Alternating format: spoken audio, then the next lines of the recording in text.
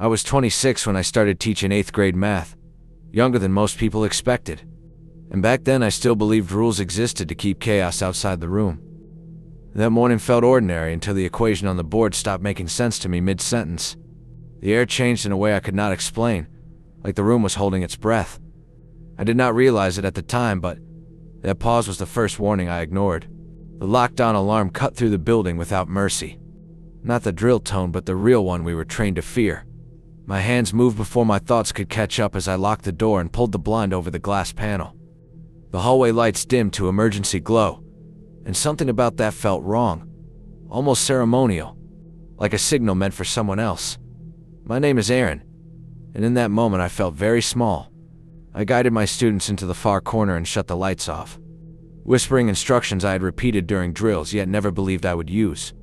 The math wing sat closest to the lobby, and I knew that without needing to think about it. I remember wondering if proximity mattered, if certain rooms were chosen first. That thought felt intrusive and strange, like it was not mine. I should have focused on the kids breathing beside me. Curiosity got the better of me, and I called the front office phone. It rang and rang until silence answered back. They were supposed to respond even during drills. That rule was drilled into us. Rules felt important then, protective even. The unease settled deeper when I realized the office sat behind 2 locked doors. If they were not answering, it meant something had already crossed a line I could not see. The knocking started softly, then grew urgent. A voice begged from the other side saying, "Let me in." The pitch felt wrong and my skin reacted before my mind did. The shadow behind the blind shifted as if testing me. Later I would remember reading about behavioral rules people shared online. Rules about silence and refusal, about not opening doors no matter how human the voice sounds. I stayed quiet and waited. The voice said it could see me moving behind the blind, and that sentence froze my blood. I held my breath and listened as he said his name was Daniel, and claimed he was a student lost in the hall. The words sounded practiced like a script read too many times. His tone kept lifting and falling as if he was remembering rules of his own. Rules I was never meant to hear. My students clutched each other, and I knew opening that door would break something permanent. The knocking turned violent as his hand twisted the doorknob again and again. Metal clicking like a countdown, he begged louder, then quieter, then louder again, in a rhythm that felt deliberate, almost timed. I remember thinking of strange forum posts I once scrolled past late at night about repetition and response, about how fear sharpens attention. I stayed pressed against the wall, counting breaths instead of seconds, hoping silence still meant safety. One of my students whimpered, and I felt panic ripple through the room. I raised my hand, gently reminding them without words that sound mattered now. The hallway beyond the door stayed dim and empty, yet the presence on the other side felt enormous, as if the building itself was listening. I wondered if this was how people were tested, not by action, but by restraint, by refusing the instinct to help when help felt demanded. After what felt like hours, the noise stopped abruptly. No footsteps fading away, just absence. That scared me more than the knocking ever did. I stayed frozen, waiting for the next rule to reveal itself. Minutes passed slowly, and the emergency lights hummed overhead. I remember thinking that if something wanted inside, it would return, and that thought settled into me like a promise I did not ask for. When the announcement finally came clearing the building, my legs shook as I stood. Later they told us a man in his 20s with long hair had wandered the halls carrying a handgun. Real or fake, they did not know. He exited through a back door before police arrived. I nodded and thanked them, but inside I felt unfinished, like something had been interrupted rather than ended. And that feeling followed me long after the bell rang. That night I could not sleep, and instead I found myself scrolling through old bookmarked threads I barely remembered saving. Posts about schools and timing and voices that sounded wrong in familiar places. People argued whether ignoring a knock was cowardice or survival. Someone wrote that certain doors were invitations and certain silences were refusals. Reading it then felt academic, but lying in bed afterward I wondered if the building had rules too, and whether I had obeyed them by accident. In the following days, administrators tried to restore normalcy with smiles and memos. Yet small details felt altered, like desks slightly out of place or clocks off by a minute. I noticed the same equation still faintly marked on the board no matter how many times I erased it. I told myself stress does strange things to perception, Still, a part of me kept track of times and sounds more carefully, as if something might try again when patterns repeated. Students whispered rumors that did not match official statements. Some said the man knew which rooms to approach and which to skip. Others claimed symbols were scratched into lockers near the lobby, but quickly painted over. I never saw them myself, yet the idea lodged in my mind. It reminded me of those online warnings about marks meant only for those paying attention. I stopped dismissing coincidence so easily after that. Weeks passed without incident, but the memory stayed active, like a background process running quietly. Every lockdown drill felt heavier and more precise.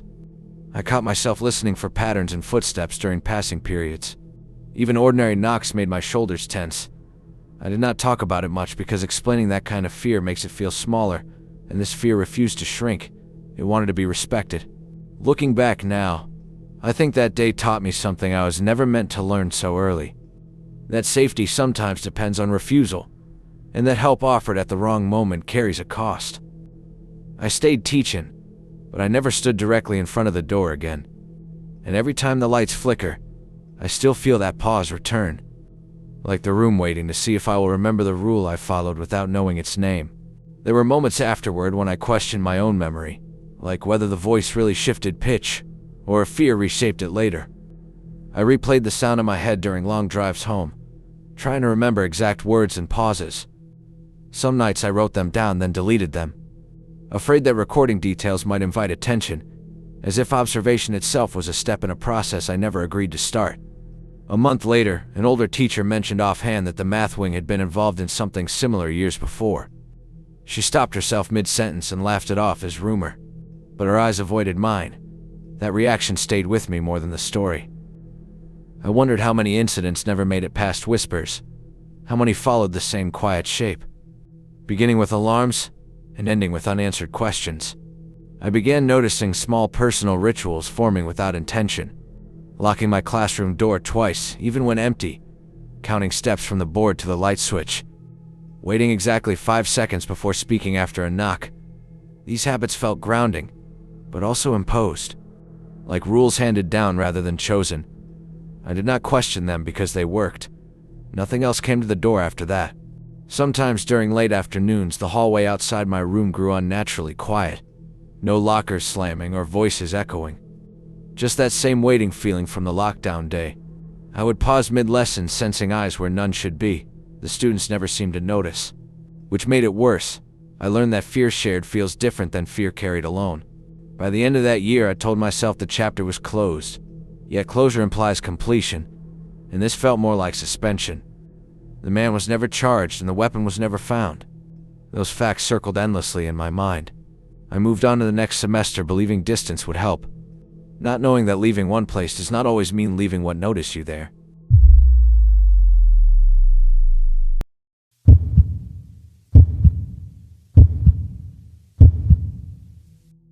During my university years, I learned how to avoid crowded restrooms. Not out of fear back then, but convenience. There were quiet buildings almost no one used during early hours, and I memorized them like shortcuts. That day I chose the activity center because it sat between classes and felt neutral. Safe even. I did not know at the time that routines can look like signals to someone watching, or that familiarity can make you careless. Inside the lobby, a man sat at a desk scrolling his phone. He looked up and greeted me casually, and I answered without thinking. His voice sounded normal enough, and that was all it took. Looking back now, I realize how easily trust forms when nothing feels urgent.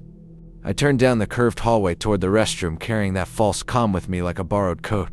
While I was inside a stall, the restroom door opened, and a man's voice asked if anyone was in there.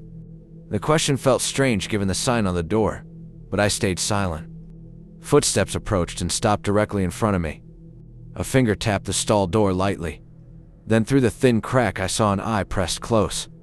Watching with patience rather than surprise, my heart began to race. He asked why I had not answered, and said there was a lockdown due to a possibly armed student on campus. His explanation came smoothly as if rehearsed. He showed me a message on his phone that looked official at a glance. I wanted the situation to make sense so badly that I let it. Fear is a way of editing reality for comfort when danger feels too large to face alone. I stepped out and faced him fully, and he introduced himself as Ethan, claiming he worked in the building. His clothes suggested maintenance more than administration, but I ignored that detail. He moved a trash bin to block the door, saying it was protocol. That word stuck with me. Protocol implies rules and structure, and something about that made me comply, even as my instincts quietly protested. We stood there in silence after the door was blocked, and the quiet felt staged, like we were waiting for a cue. He watched me without trying to hide it, and did not look away when I noticed. I filled the space by asking questions about the alert, and he said he had no further details. His answers were empty, but delivered with confidence. I remember thinking that certainty without substance can be more unsettling than panic. I pulled out my phone to ground myself and searched for the same alert he showed me. Nothing came through, and the university site showed no warnings at all. That discrepancy should have sent me running immediately. Instead, I felt embarrassed for doubting him. Like breaking some unspoken rule of cooperation. I had read once that hesitation is what certain situations rely on. That confusion creates permission where refusal should live. When I asked his last name, he hesitated just long enough to notice, then smiled and brushed it off, stepping closer than necessary. The bathroom felt smaller, and the blocked door suddenly seemed like a mistake I helped make. He whispered that he thought he heard movement outside and suggested we hide in one of the stalls together. The word together echoed strangely, and my body reacted before my thoughts caught up. He reached out lightly toward my arm as if to guide me, and in that instant, something snapped. Fear surged clean and sharp, and I screamed as loud as I could without thinking. The sound startled him badly, and his composure collapsed. He yanked the trash bin away and rushed out of the restroom. His footsteps faded quickly, and left behind a silence that felt damaged rather than calm. I waited several seconds before leaving, and then ran toward the nearest exit with my hands shaking uncontrollably. Outside, I called my mother and cried without explaining anything clearly. She contacted campus police and drove to meet me while I waited in public view. Later, officers told me the man did not work there, and that footage showed him leaving alone. No alert was ever issued, and that question still has no answer. The next day, campus police called and said they reviewed security footage frame by frame. They confirmed the man had no badge and no employment record.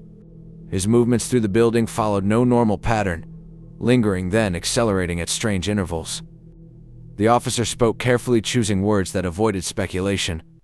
When I asked if they recognized him, there was a pause before he said no. That pause said more than the answer. After that call, I avoided the activity center completely, and rerouted my days even when it meant walking farther in bad weather. Habits shifted quietly without announcement. I started checking reflections in glass before entering restrooms, and counting how long doors stayed open behind me. These behaviors felt excessive yet necessary, like rules learned through consequence rather than instruction. I did not tell friends the details because saying them out loud made them feel more real. Late nights I searched message boards looking for similar stories, and found fragments that felt uncomfortably familiar. Posts about fake alerts and blocked exits, and strangers using authority as camouflage. Some threads vanished days later, as if erased intentionally. One comment warned that recognition was part of the process. That once you notice the pattern, it might notice back. I closed the browser after that, but the sentence stayed with me. Weeks went by without incident, yet the feeling of being interrupted never left, like something had been stopped mid-action rather than resolved. I wondered what would have happened if I had followed him into the stall, or if the scream had been delayed even seconds. Imagining those paths felt dangerous in itself, as if considering them gave weight to possibilities that preferred to stay unrealized. I returned to classes and exams pretending everything was normal, but I carried the memory like a warning label only I could read. The campus felt unchanged to everyone else, which made the experience feel isolated. Sometimes I caught myself scanning faces in lecture halls, wondering who else had been tested and passed without ever comparing notes. Some things do not announce themselves as shared. As the semester ended, I convinced myself distance would dull the memory. Finals and deadlines piled up, and left little room to reflect. Yet quiet moments still carried that bathroom echo, the blocked door and the stare that ignored social limits. I learned that safety does not always come from escape, but from interruption, from breaking a sequence before it completes, even if you never learn what the final step was meant to be. I noticed small compulsions forming again just like before, double-checking locks and avoiding enclosed spaces unless necessary. I timed my walks between buildings to stay in open areas in daylight. These choices felt practical but also ritualistic, like following instructions I never consciously agreed to. Sometimes I wondered if these habits protected me or marked me as compliant. That uncertainty made every decision feel weighted. Friends joked that I had become paranoid, and I laughed with them because explaining the alternative felt worse. There was no dramatic event to point to, just an accumulation of wrongness, the kind that settles slowly. I stopped trusting official-looking messages without verification, and learned how easily authority could be simulated. That knowledge felt less like wisdom and more like contamination. Before graduation, I received another call asking if I remembered any additional details. The officer said it casually, but his tone suggested unresolved interest.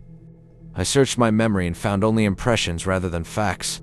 The man's calm voice, and the way he waited. Waiting felt important somehow, as if timing mattered more than outcome. I apologized for not being helpful, and the call ended quietly. When I finally left campus for the last time, I expected relief, but instead felt watched from a distance. Not by a person, but by a pattern. Something unfinished trailing behind me. I told myself new places would break it, that routines could be reset. I did not yet understand that moving forward does not erase being noticed. It only changes the setting where the next pause might happen.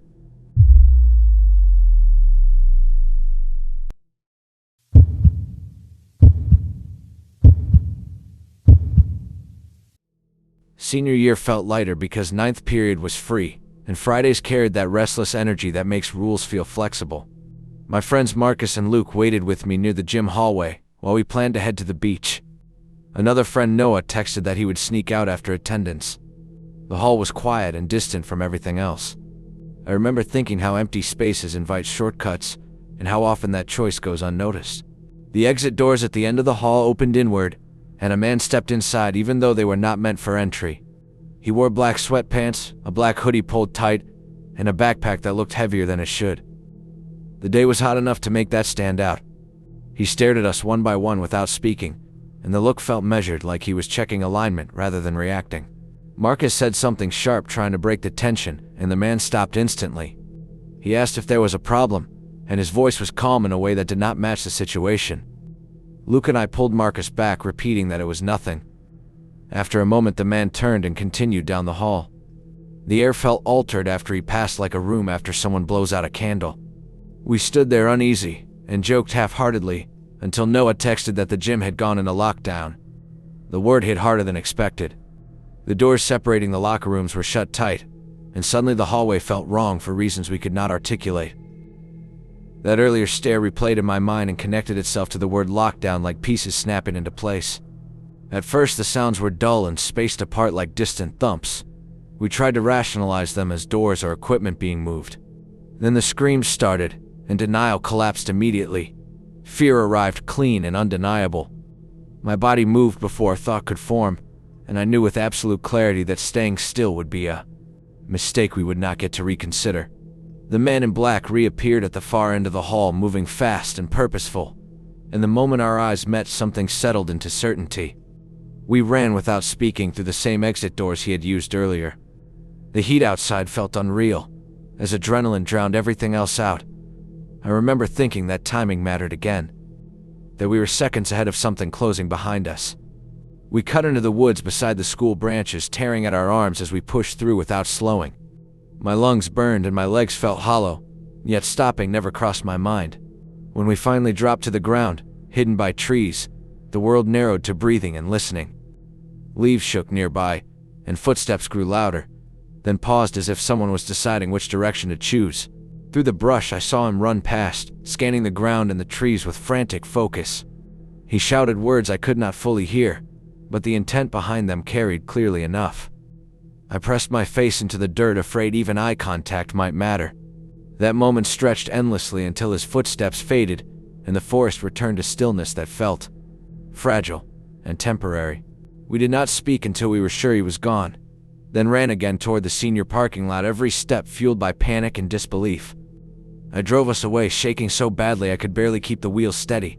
The beach plans were forgotten, instantly replaced by survival. Later, social media filled with news that a teacher had been shot twice and survived. Explanations never followed. That night, the weight of how close it had been settled in fully. I replayed Marcus speaking up, and wondered if that had marked us somehow. If attention once drawn becomes difficult to shake, people speculated about motives and identities, but none of it satisfied. The man was never named, and the reason remained absent. Unanswered questions felt intentional rather than accidental. In the weeks after the school reopened, rumors spread faster than facts, and each version felt thinner than the last. Some said the shooter vanished into the woods. Others said he was caught hours later without a weapon. What stayed consistent was the sense that something had been interrupted mid-motion, like a ritual broken before its final step. I did not have words for that feeling then, but it settled into me quietly. I started noticing patterns across all 3 moments of my life. The waiting voices, the blocked exits, the timing near the end of ordinary days. Each incident carried pauses that felt deliberate. I remembered late-night posts I once skimmed about preparation and selection, about fear acting as a filter. Looking back now, I wonder if surviving meant passing, or if passing meant something else entirely. Sometimes I dream of hallways that stretch longer than they should, and doors that knock before I reach them. The dreams never show faces, just timing and sound. I wake up counting breaths and listening for rules I might have missed.